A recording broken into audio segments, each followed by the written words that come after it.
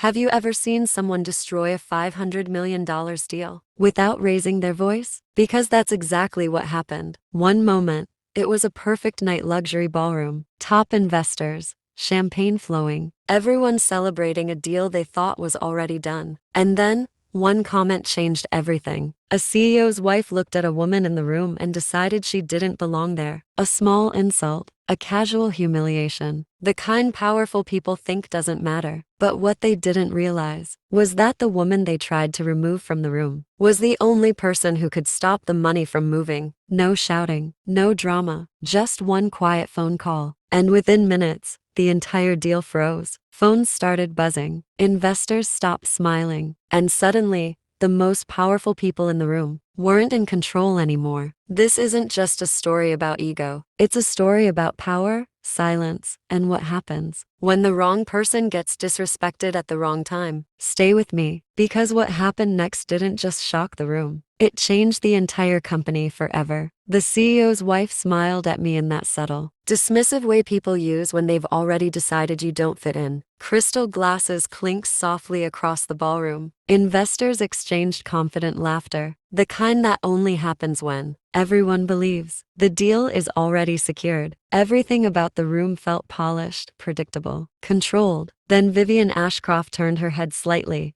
her eyes scanning me from head to toe. "Daniel," she said casually, addressing her husband across the table. "Why exactly is she here?" Her tone wasn't loud, but it didn't need to be. It carried. She swirled the wine in her glass, watching me like I was something mildly amusing. "I thought tonight was reserved for investors," she added, lips curling faintly. "Not background entertainment." The words didn't echo, but the silence that followed did. Two conversations nearby stopped instantly. A waiter froze mid-step. Somewhere behind her, someone subtly lifted their phone, sensing tension worth capturing. Then another voice cut in. "And who do you think you are?" Her son, Troy Ashcroft, stepped forward with the effortless arrogance of someone who had never been questioned in his life. He moved closer, deliberately closing the distance. "This is a private investor event," he said, his voice edged with mock politeness. "Not a lounge where anyone can wander in." He glanced toward security. "If she's confused, I'm sure someone can show her the exit." A few scattered laughs followed, thin, uncomfortable. Across the room, Daniel Ashcroft watched and did nothing. That silence told me everything. I placed my glass down carefully. No reaction, no raised voice, just a decision forming quietly beneath the surface. Because before I tell you what happened next, there's something you need to understand. My name is Miranda Vale. I'm 44 years old, and I serve as the transaction compliance signatory for Northspire Capital. The deal being celebrated in that room, worth $500 million. And I was one of the very few people authorized to release it. Back in the ballroom, Troy was still staring at me, waiting for some kind of response. Vivian lifted her glass again, amused. "Don't take it personally," she said lightly. "Just an observation. Maybe it was, or maybe it was a mistake. They would understand very soon." Because less than a minute later, standing alone outside that ballroom, I made a single phone call, and everything in that room began to unravel. What they didn't know yet was that the deal they were celebrating had already stopped moving. I stepped out of the ballroom quietly. Before anyone noticed, I was gone. The hallway outside felt like a different world, calm, controlled, almost silent compared to the polished noise inside. The faint sound of a string quartet drifted through the doors behind me, mixed with distant conversations about valuations and expansion strategies. I reached into my clutch and pulled out my phone. There was only one contact I needed: Dominion Trust Bank Escrow Control. The line connected quickly. "Escrow Operations, Daniel Mercer speaking. My name is Miranda Vale," I said evenly. "Transaction Authorization Officer for the Ashcroft Infrastructure Expansion." A pause. "Yes, Miss Vale?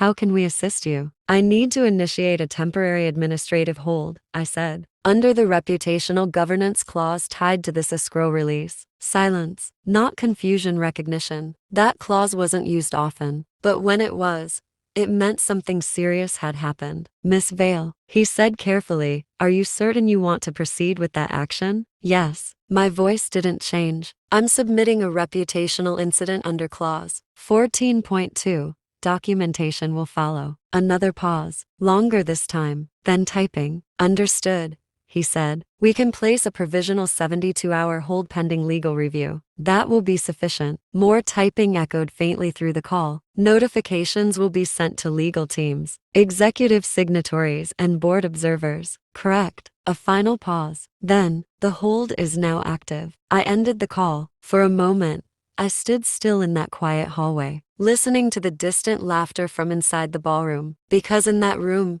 they were still celebrating, still smiling, still treating the deal like it was already done. They had no idea. The money had just stopped. Seconds later, back inside, Daniel Ashcroft's phone vibrated. He glanced down. Subject line, escrow release suspended. And just like that, everything changed. When I walked back into the ballroom, the shift was subtle but unmistakable. The music hadn't stopped. The drinks were still flowing, but conversations had slowed. People were checking their phones. Quiet tension had begun, spreading like a ripple through the room. At the center of it all, Daniel stood frozen, staring at his screen. "What is this?" he muttered. And for the first time that evening, confidence was gone. But the real moment wasn't the email. It was when someone asked the question no one in that room was ready to hear. Daniel handed his phone to Jasper Wren, the company's general counsel. Jasper glanced at the message, his expression controlled as always. "It's likely procedural," he said calmly. "Escrow systems sometimes flag temporary holds." But Daniel didn't look convinced. Around them, investors were already receiving the same notification through their legal teams. A senior partner leaned forward. "Daniel, why is escrow frozen?" Another investor checked his phone. "We're seeing it too." Daniel exhaled slowly. "We're looking into it. It's probably nothing." Behind him, Vivian laughed lightly. "You're all overreacting," she said. "The deal hasn't vanished." But Troy wasn't laughing anymore. "This is a mistake," he snapped. "Fix it." The tension in the room deepened. Conversations shifted. Phones appeared. Advisors leaned in closer to their clients. I walked back to the bar and placed my glass exactly where I had left it, still silent, still watching. Then one investor spoke loud enough for several tables to hear. "Daniel, there's a simpler question." He nodded toward me. "Who authorized the hold?" The room went completely still. I didn't move. Then I answered, "The transaction compliance signatory." A pause. Eyes turned. "That would be me." Silence spread across the ballroom like a wave. Daniel looked at me, confusion slowly turning into concern. "You authorized this?"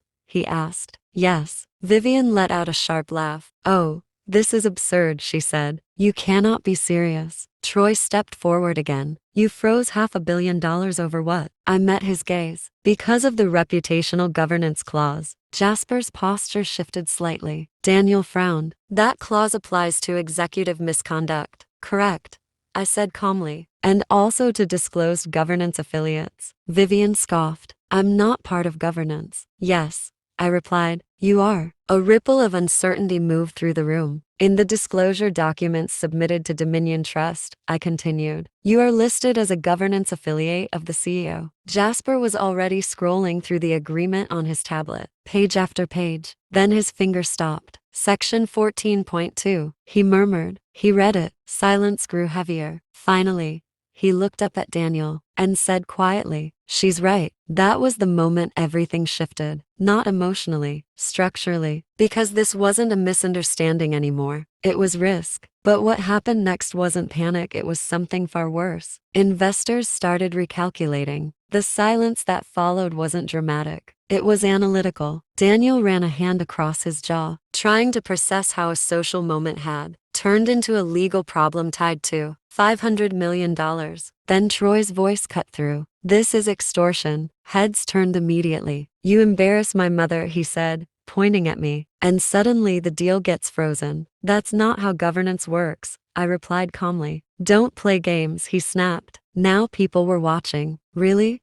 Watching? If you think you can threaten this company," he continued, stepping closer, "you're going to regret it." The room tightened. "And if you believe you're important enough to stop this deal," he added coldly, "I can make sure you never work in this industry again." That landed, not as power, as liability. Jasper closed his tablet slowly. "Enough," Daniel said under his breath, but it was too late. Across the table, Celine Marr had been silent the entire time, watching, writing, observing, and that was the real danger. Because people like Celine didn't react emotionally. They documented, analyzed, decided. She closed her notebook and opened her tablet. Seconds later, a file was distributed across the investor network. My phone vibrated. I opened it. Governance Risk Review Ashcroft Infrastructure. Inside were past incident summaries. Two stood out immediately, both involving Vivian. One from a charity event: public insult, formal complaint, quiet settlement. Another from a private reception: conflict with an investor, escalated unnecessarily. Both contained, both buried, but now, connected. A pattern. I looked up. Vivian still looked irritated. She had no idea what was happening behind the scenes. Celine stood and spoke quietly to another investor. Then she turned back toward the table. "This isn't the first warning, is it?" she said calmly. No one answered, because everyone already knew the truth. And within minutes, phones started ringing, not from media, from capital providers, from institutions, from people who controlled the money. And they were all asking the same thing: is this company actually stable? Because once investors start asking that question, the deal isn't the only thing at risk. The emergency board meeting happened that same night, unplanned, unannounced, but inevitable. Within an hour, senior leadership gathered in a private conference room above the ballroom. On the main screen, Octavia Sloan appeared, calm,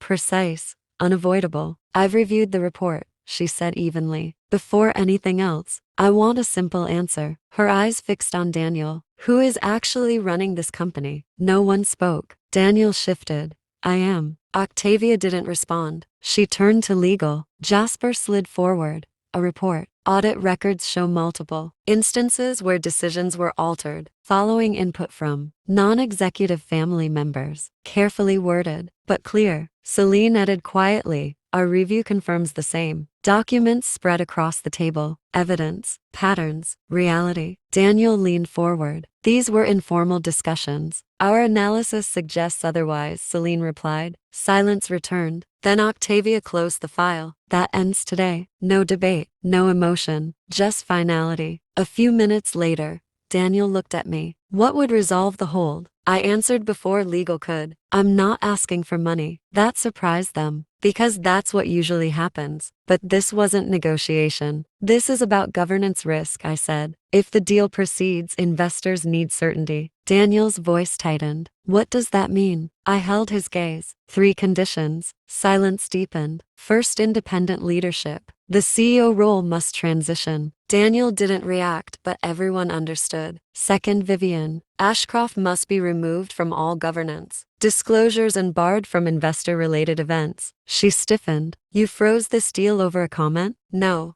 I said calmly. "Over a pattern." Silence again. Third, Troy Ashcroft will have no operational involvement going forward. No one spoke, because it wasn't negotiation. It was correction. Octavia looked around the room, then said one word: "Vote." 2 weeks later, headlines called it leadership restructuring, but everyone knew what it really was: correction, reset, reality catching up. Because the truth was simple. The deal didn't almost collapse because of one insult. It nearly collapsed because arrogance had been running the company for years. And in the end, it wasn't power that stopped the deal, it was accountability finally catching up.